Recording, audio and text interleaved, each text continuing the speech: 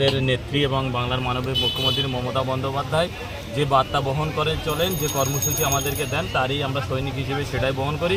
পবিত্র মাহে রমজান চলছে, আর কিছুদিন পরে আমাদের খুশির উৎসব ঈদ আর সবথেকে বড় উৎসব পালিত হবে।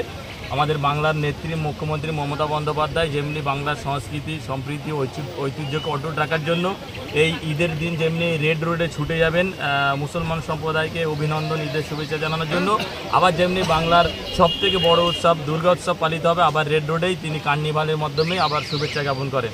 ঠিক তেমনি আমাদের প্রিয় সাংসদ ডাক্তার কাকুলি ঘোষ দস্তিদার আজকের এই একই দিনে যেমনি পবিত্র মাহে রমজান উপলক্ষে ছোটোজাগুলা অঞ্চলে মুসলমান সম্প্রদায়ের মধ্যে উপস্থিত হয়ে তিনি রমজানের শুভেচ্ছা জ্ঞাপন করেছেন রোজাদারদের মধ্যে।